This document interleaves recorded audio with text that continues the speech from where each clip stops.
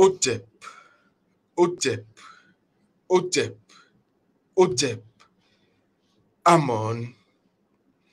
Merci une nouvelle fois de nous rejoindre, de nous faire confiance, de nous témoigner justement votre, je dirais pas amitié, mais votre ancestralité à travers véritablement votre présence, mais également votre attention. Nous allons ici et maintenant témoigner également nos reconnaissance et gratitude à nos ancêtres qui nous reconnaissent dignes filles et dignes fils du continent de Kama, parce que c'est à travers eux et elles que nous arrivons à vous restituer l'essentiel, la connaissance kamite, à travers justement le prisme, j'ai envie de dire ici et de le rappeler une nouvelle fois, de la science, du rayonisme de la conscience,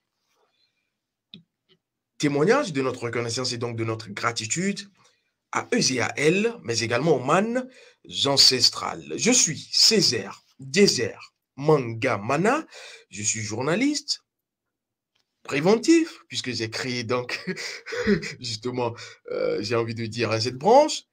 Je suis arcaniste, expert en sciences du rayonisme de la conscience, mais également initié, chercheur et quêteur en sciences ancestrales authentiques. Alors, d'entrée de cette nouvelle rencontre dématérialisée, si je vous disais ici et maintenant que mieux, vous savez, vous saurez que Jésus n'existe pas, meilleure sera votre existence. Je sais que certains seront en train de se dire, mais qu'est-ce qu'il raconte lui? Non, mais en réalité, je suis en vérité également dans ce qu'il vous faut savoir. Alors, je vous pose une simple question. Et si ça peut encore allumer la flamme pas de l'ignorance, puisque l'ignorance, comme je le dis, c'est une double flamme de la connaissance et donc de la décadence. Si cela peut allumer plutôt la flamme de la connaissance sur cette double flamme de l'ignorance qui est d'ailleurs utile pour toute connaissance, tant mieux. Alors, cette question, pourquoi est-ce que quand vous êtes heureux, quand vous êtes véritablement en joie, vous faites comme cela? C'est-à-dire, même, on voit cela sur des selfies, on voit cela quand vous allez à la plage. Et d'ailleurs, je crois que la réalisation va nous permettre d'avoir cette jeune dame souriante qui dévore la vie donc à pleines dents, comme on le dit, qui croque dans la pomme de la vie, de l'existence. On va la regarder. Réalisation, si vous permettez.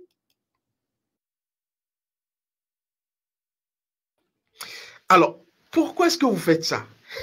Des fois, c'est un geste ou une attitude, j'ai envie de dire, qui vient naturellement, qui va de soi, parce qu'on est heureux, on est dans le bonheur. On va parler du bonheur. Et si je vous disais que, comme je viens de le dire, votre bonheur est conditionné par le fait que vous devrez savoir que Jésus est un principe qui renvoie à quelque chose. Et vous serez plus heureux, plus libre que vous ne l'êtes actuellement. Oui, il faut que je vous le dise. La première question qu'on va se poser, pourquoi vous faites cela? Je viens de le dire, mais pourquoi Jésus va faire cela? Est-ce que décidément il est en train de se moquer de vous, ce Jésus, sur la croix? Parce que c'est ce que vous faites également quand vous êtes, j'ai envie de dire, en extase existentielle.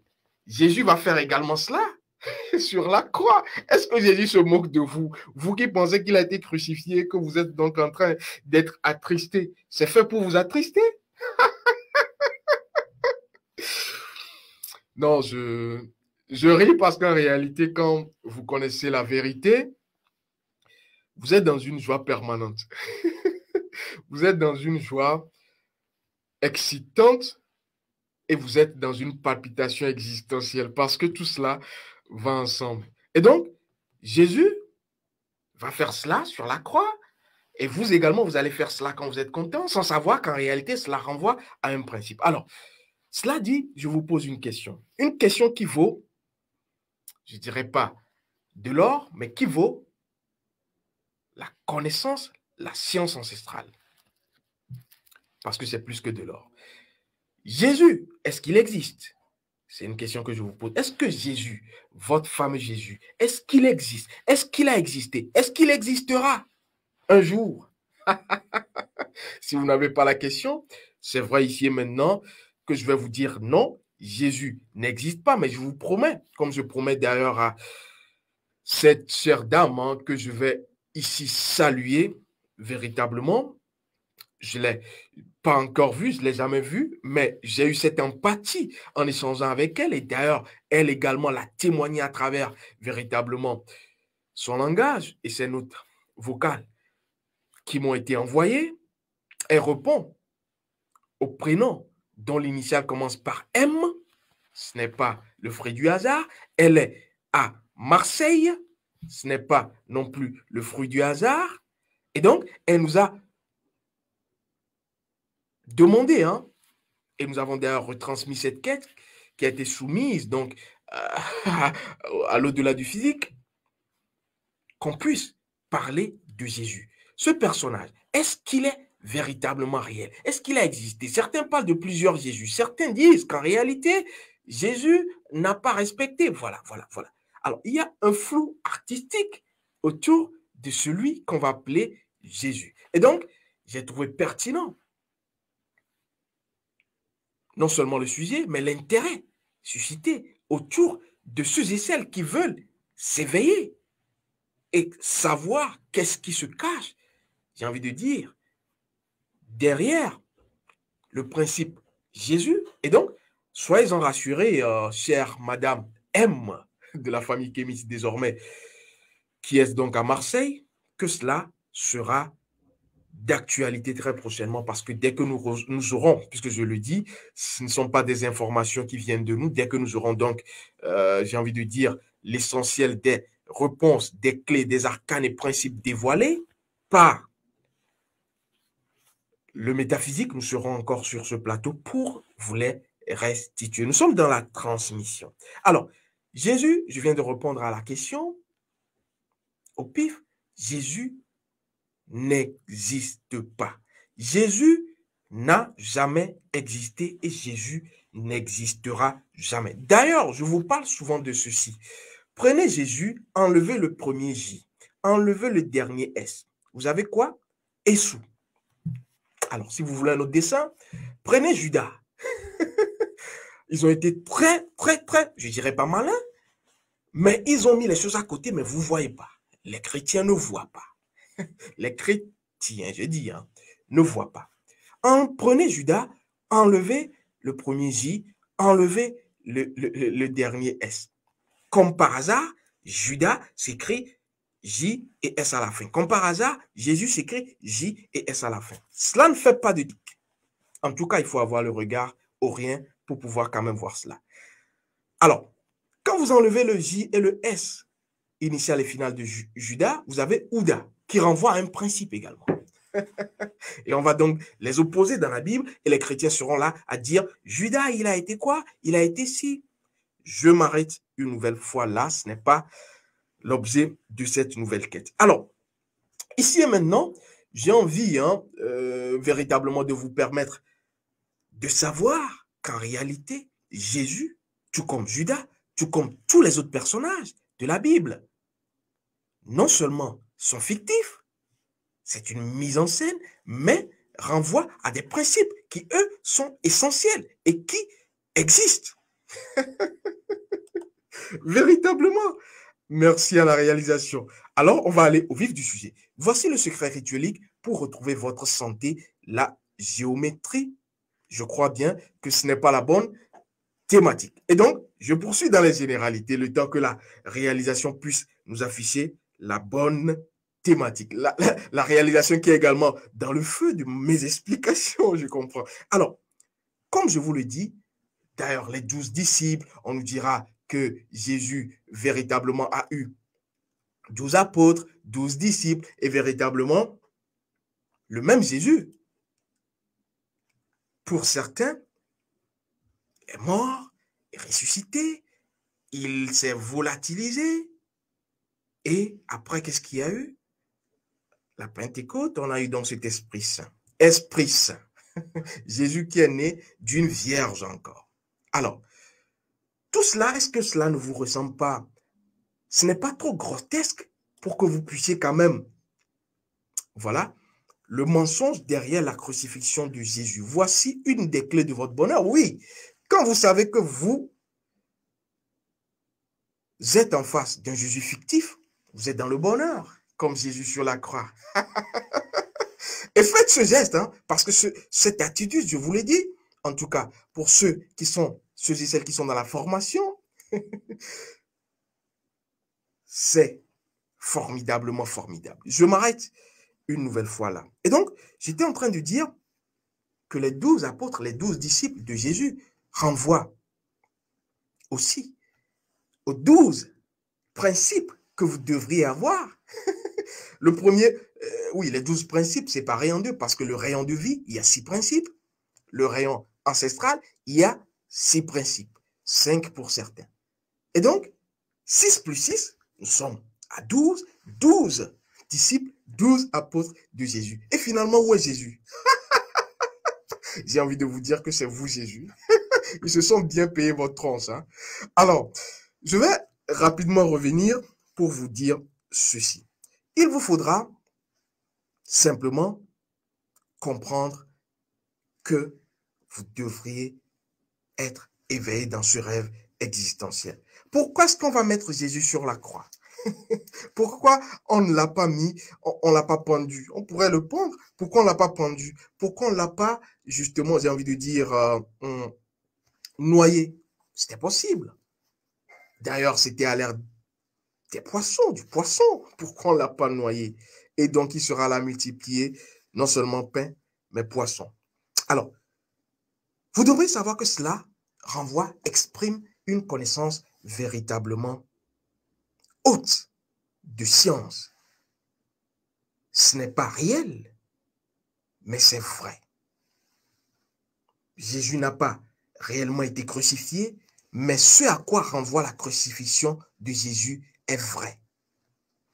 Et là, nous allons commencer par être de plus en plus sérieux. Parce que quand vous commencez à comprendre cela, c'est que vous avez déjà commencé par franchir le premier pas pour enlever ce costume prêt-à-porter religieux, pour enlever ce costume prêt-à-porter spirituel 2.0, parce que c'est le mensonge là qui a été servi, mensonge qui a été perpétué à travers la crucifixion de Jésus, qui nous a, j'ai envie de dire, je m'inclus, parce que avant que moi je ne découvre cette connaissance à travers la science de nos ancêtres, j'étais également dans le flou comme vous.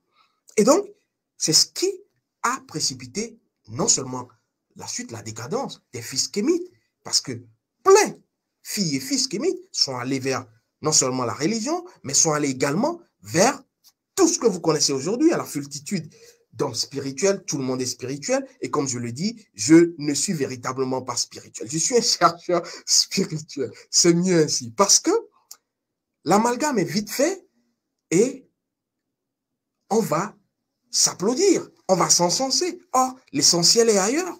Alors, il vous faut quitter les prêt-à-porter cosmétiques religieuses, spirituelles 2.0 et aller où? Agir, décider, être dans quoi? Dans ce que j'appelle moi la chirurgie ancestrale. Parce que les ancêtres sont dans la précision. Les ancêtres sont dans ce qu'ils savent mieux faire, la progression étapique. Et ce n'est qu'à travers la progression, le processus ancestral que vous allez retrouver votre bonheur. Et comme je le dis encore, je ne vais pas pour être dans un air hilarant. Jésus sur la croix fait ceci. Mais quand vous êtes content, vous faites ceci. Quand vous voulez embrasser une personne, vous faites ceci. Mais pourquoi? Posez-vous la question. Pourquoi? Qu'est-ce qui se cache derrière ce geste formidable? Et je vous dirai encore, confère la formation ouverte pour ceux et celles qui ont bien envie de le faire, mais ceux et celles qui y sont déjà le savent. Le code SAT. Et SAT, on vous dira dans les sciences orientales, SAT-NAM. SAT renvoie à quoi? Je l'ai expliqué quand je parlais du code SAT2, parce qu'il y a 2 codes SAT. Je l'ai donc expliqué dans l'émission précédente. Et donc, pour trouver votre bonheur, vous devez être dans la chirurgie ancestrale. Pas de bonheur sans ce que j'appelle la sanguité. La sanguité, c'est l'état intégral, holistique, circulaire de ce que vous allez appeler la santé, parce que la santé, c'est une mention scientifique servie dans le plat de l'ignorance pour ceux et celles qui continuent de s'en abreuver et de s'en délecter. En réalité, votre santé physique n'est qu'un bonus. Le bien-être physique, le contraire de la maladie, ce n'est pas la santé, c'est le bien-être physique.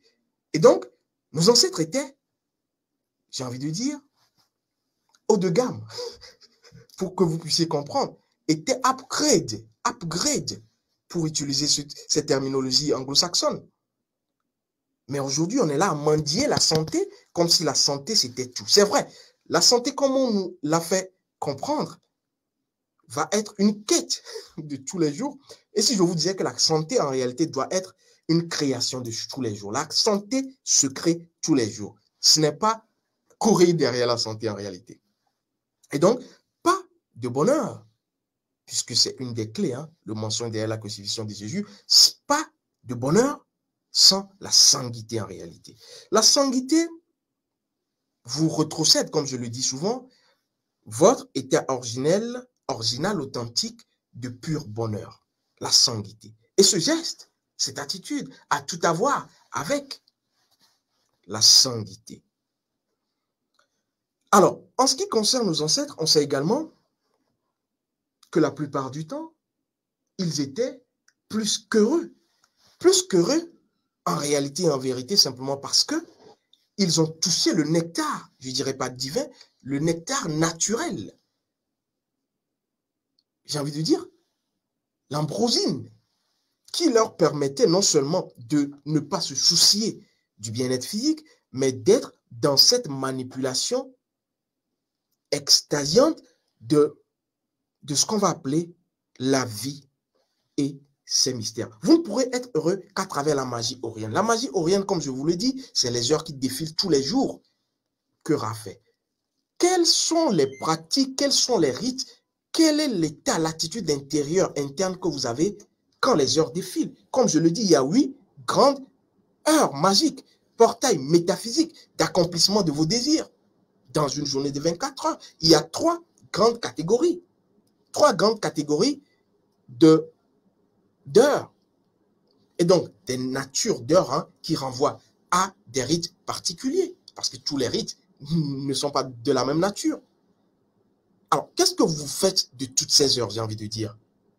Parce que si vous n'utilisez pas la magie orienne, vous n'utilisez pas les heures, vous ne faites pas rite, cérémonie à travers votre rayon de vie, votre rayon ancestral, à des heures précises, vous n'êtes pas dans l'équilibre naturel, vous n'êtes pas dans l'ordre naturel. Et donc, quand on n'est pas dans l'ordre naturel, vous savez qui va donc apparaître. Les religieux le savent mieux et d'ailleurs, ils le chassent à coups de, je sais pas si c'est des machus, ça sera plus dangereux. Ils le chassent à coups de sort. Satan pour eux, Seth pour le quêteur, qui va simplement venir rétablir l'équilibre. Parce que vous avez déséquilibré l'ordre naturel. C'est pourquoi il faut suivre les heures et il faut être dans la magie naturelle des choses. La croix, comme je vous le disais, renvoie la crucifixion. C'est le mensonge de Jésus. La croix sur laquelle on l'a donc crucifié renvoie simplement, si vous voulez, au chiffre 4. Le chiffre 4 qui va lui renvoyer aux 4 éléments. 4 éléments. Et en réalité, il y a un mystère au-delà. Parce qu'après les 4 éléments, il y a un autre élément que je ne vais pas ici nommer. Et donc, les 4 éléments, la croix de Jésus, vous renvoie à autre chose. Je parlais dans une précédente émission du Sénèbre. Sénèbre, ce glyphe-là, qui est imagé, qui a été formidablement imagé par nos ancêtres, qui ont laissé toute la connaissance là, mais les regards endormis par les prêt-à-porter religieux et spirituels 2.0 ne l'ont pas encore compris. Sénèbres est contenu dans la croix, je le disais, mais également vous permet d'avoir la vie, la prospérité, la santé, la richesse, l'abondance. Parce que la croix, comme vous la voyez, les 4 éléments représentent et constituent votre colonne vertébrale. Et d'ailleurs, ceux qui sont dans les sciences orientales, qui ont fait le yoga pratiquement, moi qui ai exercé, pratiqué et d'ailleurs enseigné le yoga Kundalini, j'ai ici et maintenant, je ne vais pas dire la prétention, mais l'exclusivité de vous dire que quand vous prenez la colonne vertébrale très adulée dans les yogas, tous les yogas, et que vous revenez à la science de nos ancêtres, vous comprenez que tout est parti de la science de nos ancêtres. La canne ancestrale. Vous aurez donc cette canne ancestrale qui ne va pas échapper à tous les patriarches qui sont dans la science kémite, qui sont dans la science ancestrale originelle. Ici, je salue encore les Camerounais, les patriarches camerounais qui ne badinent pas là-dessus. Salutations kémites et ancestrales à vous. Parce que la forme de la canne ancestrale, si vous regardez logiquement, vous voyez, vous êtes frappé par cela, vous comprenez que ce n'est rien d'autre que Sénèbres. Et donc les dieux tiennent quoi? Ankh, mais en réalité, l'Ankh est contenu dans Sénèbres. Alors, si vous voulez, je peux également aller dans d'autres considérations physiques, basiques, puisque nous sommes sur le plan formel, et vous dire que quand vous tenez la canne ancestrale, est-ce que cela ne ressemble à rien? Pour les hommes, je m'adresse aux hommes. Est-ce que vous êtes sûr que cela ne ressemble à rien? Regardez entre vos deux jambes. Quand vous regardez entre vos deux jambes, la canne ancestrale n'est pas loin de votre phallus. Et pourquoi est-ce qu'on nous a parlé du phallus d'Atoum, le phallus atomique? Pourquoi on nous a parlé du pénis d'Atoum, dont Atum, qui a émergé du Noun, s'est servi pour se masturber? Et après, expectorer. D'autres arcanes formidables. Expectorer. Chou, Tefnout et tout ce que vous connaissez. Alors, pour les amoureux de la Bible chrétienne, comme je le dis, parce que la Bible, je vais de temps en temps, parce qu'on a déjà fait une émission là-dessus, la Bible est une photographie, il faudra donc percer les arcanes. Je vais donc prendre quelques passages pour que vous compreniez quelques mystères. Et là, vous saurez de plus en plus que la Bible, quand vous la lisez, il faut avoir les yeux, le regard orient. Alors, prenez votre Bible électronique, Marc 10, verset 21, c'est le premier passage. On en aura 3 qui veut dire beaucoup de choses. Luc 9, verset 23 et 27. Et puis, on aura également Luc 14, verset 27. Le fameux Luc qu'il a beaucoup aimé, c'est arcane. Alors, Marc 10, verset 21. Jésus, l'ayant regardé, l'aima et lui dit, il te manque une chose. Va, vends tout ce que tu as. Vends tout ce que tu as. Donne-le aux pauvres. Et tu auras un trésor dans le ciel. Un trésor dans le ciel. Puis, viens et suis-moi. Je reprends et je vous donne les passages où il faut souligner, les mots qu'il faut souligner de 3 traits. Il te manque, souligner manque de 3 traits, une chose. Va. Deuxième chose à souligner, vends, 3 traits, tout ce que tu as. Donne-le aux pauvres. Souligner pauvre de 3 traits, parce que le pauvre, c'est parce que vous avez aujourd'hui, ce que vous pensez aujourd'hui. J'ai fait une émission sur la richesse et la vraie pauvreté et la vraie richesse. Quand vous l'écoutez, d'ailleurs bientôt nous aurons également à refaire une autre émission sur l'argent et vous comprendrez que l'argent vous a berné, pour être plus pudique. Et tu auras un trésor dans quoi? Le ciel. Souligner ciel de 3 traits. Cela renvoie au code SAT qui est contenu dans les formations. Puis viens et suis-moi. Suis-moi, la route est balisée. Prenons le deuxième passage. Luc 9, versets 23 et 27. Puis, il dit à tous, si quelqu'un veut venir après moi, qu'il renonce à lui-même, qu'il se charge chaque jour de sa croix. Souligner croix de 3 traits et qu'il me suive. Ici, vous devez souligner renonce à lui-même, renonce donc, et puis croix. C'est les indices.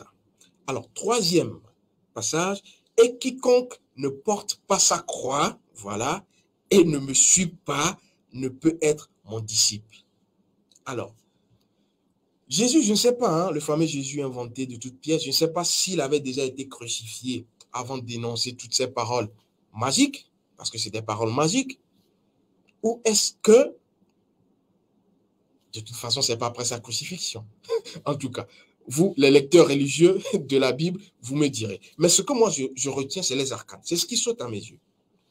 Et donc, Jésus a donc dit à ceux qui voulaient l'entendre de prendre leur croix. La fameuse croix revient. Alors, en réalité, quand on parle de la croix, ne vous méprenez pas. Cela voudrait dire, parce que dans un passage, on a fait référence au fait qu'en réalité, on doit prendre sa croix et suivre qui? Le fameux Jésus. Ça voudrait dire qu'on devrait faire quoi? Comme lui l'a fait en réalité. Et donc, on a là, d'ailleurs, dans le deuxième passage, on nous dit chaque jour qu'il se charge chaque jour de sa croix. Chaque jour. C'est ce que je voulais. Chaque jour, cela voudrait dire que la croix, vous ne devrez pas être fatigué de porter cette croix. Tous les jours, vous devez être dans le port de votre croix. Votre croix ne doit pas vous quitter. Alors, je vais faire tout simple pour qu'on n'aille pas dans, j'ai envie de dire, les élucubrations scientifico-scientifiques de ceux qui ont voulu servir l'ignorance à la place de la connaissance. Cela voudrait dire simplement ici et maintenant, puisque nous sommes là pour démystifier les choses, que chaque jour, vous devriez pratiquer. Chaque jour, vous devriez faire ce rite. Le code SAT, que ce soit le 1 ou le 2, vous devriez le faire pour, et c'est la croix, parce que le mystère de la croix est contenu dans le code SAT. Le code SAT est émané de la crucifixion. Et donc, chaque jour, vous devriez pratiquer, porter votre croix, faire des rites cérémonies, que ce soit externe ou interne. Parce que les ancêtres, pour ceux qui savent, ont toujours, tous les jours, porté leur croix pour emprunter ce vocable religieux. C'est-à-dire, ont pratiqué. Pas de jour que Raphaël sans pratique de la part de nos ancêtres. Alors, une autre clé que j'avais également déjà évoquée, c'est la clé, l'arcane Genèse 2, verset 17. Et là, on nous dit quoi? Prenez votre Bible électronique. Tu ne mangeras pas de l'arbre de la connaissance du bien et du mal. Car le jour où tu en mangeras, tu mourras. Alors, l'arbre de la connaissance du bien et du mal, on nous a fait dire qu'il est au milieu du jardin, je crois bien. Quel est cet arbre? J'ai envie de dire, qui est au milieu du jardin, qu'on doit jamais manger, sinon de peur de mourir. Alors, c'est Dieu qui parle comme ça. Dieu qui menace, j'ai envie de dire. J'ai envie de dire, vous mangez cet arbre, vous mourrez.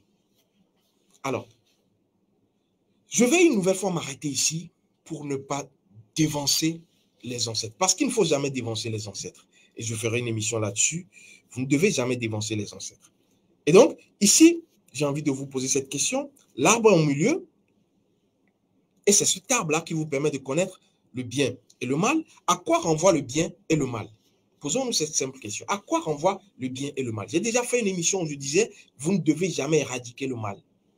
Jamais, au grand jamais. Vous pouvez regarder cette autre rencontre dématérialisée virtuelle.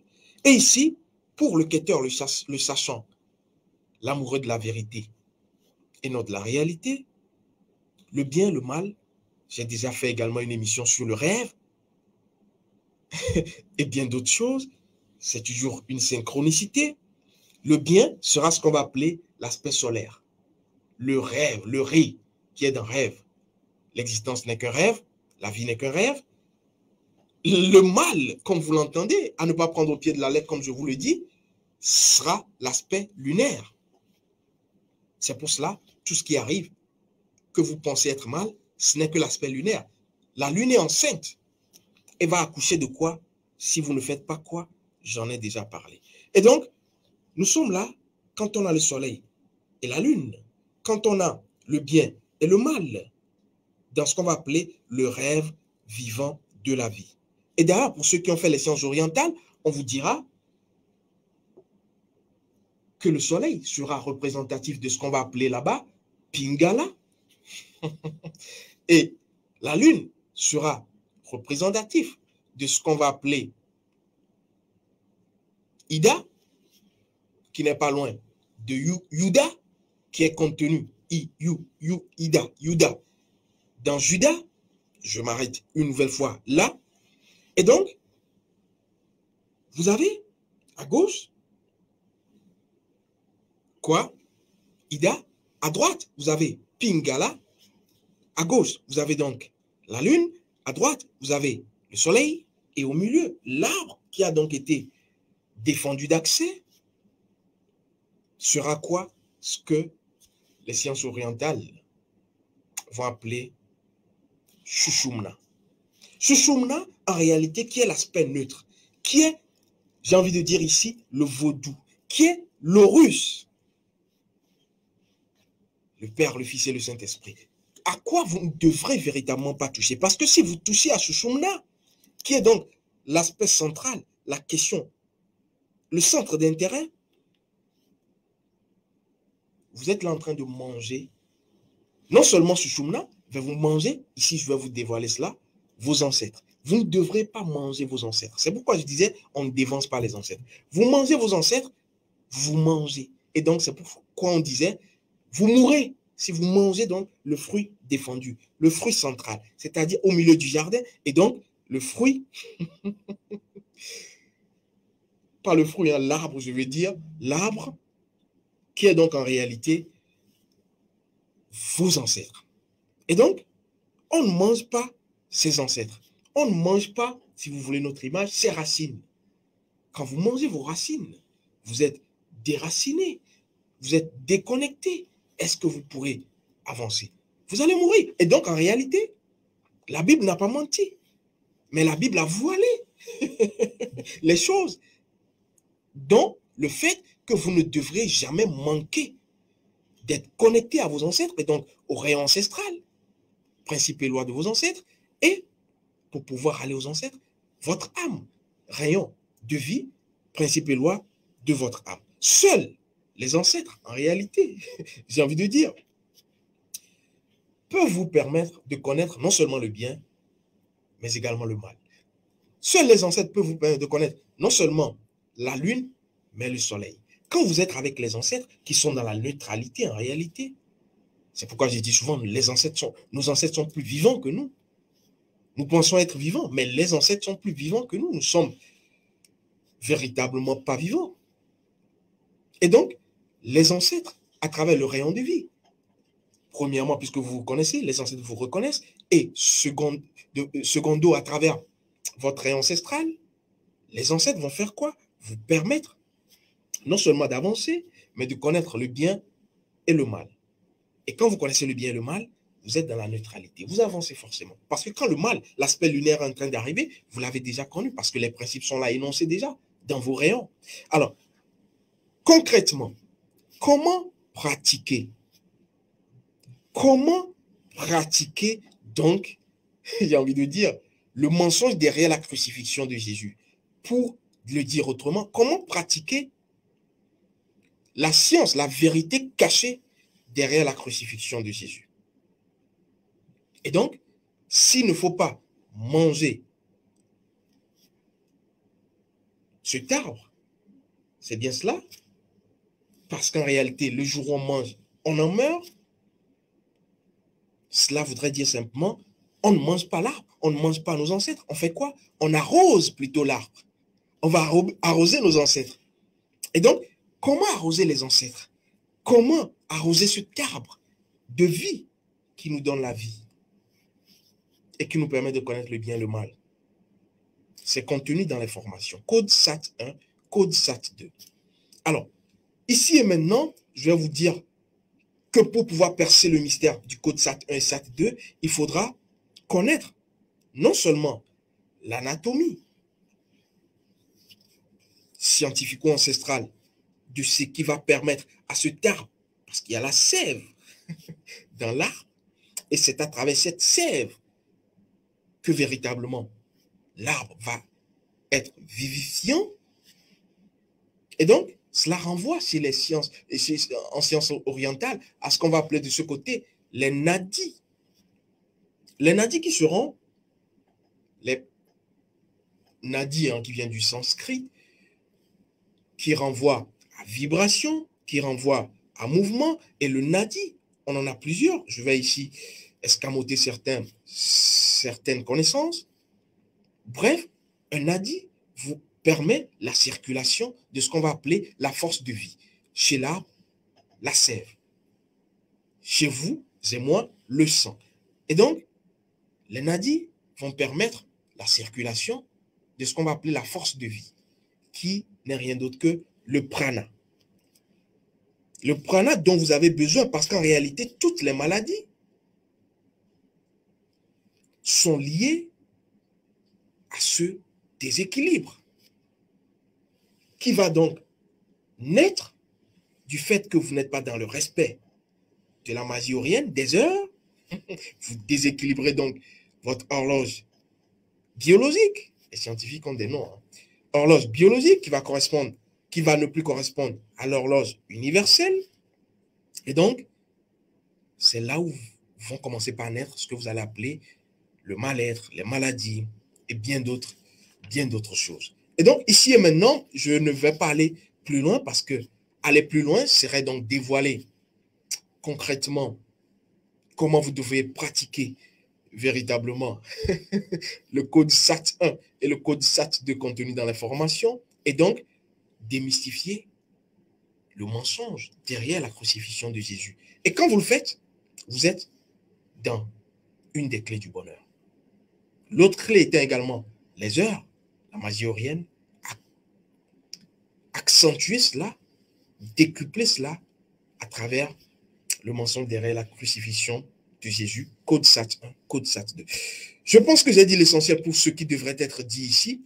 Je vais une nouvelle fois donc vous remercier de votre attention, de votre présence et de votre masturbation scientifico-ancestrale, parce que c'est de là que va jaillir la lumière, la vérité et la connaissance. Pour ceux et celles qui aimeraient donc approfondir la connaissance, approfondir le plaisir cognitif et ne pas être simplement dans la connaissance, parce que nous venons ici donner quelques clés indicielles, mais au-delà de cela, comme je vous le dis, vous avez à pratiquer. Seule la pratique, je ne dirais pas vous sauvera en cette ère du Verseau, mais seule la pratique vous permettra de vous reconnecter à votre essence.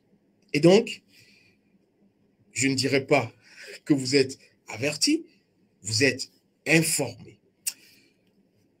Otep, Otep, Otep, Otep, Amon, les ancêtres ont encore parlé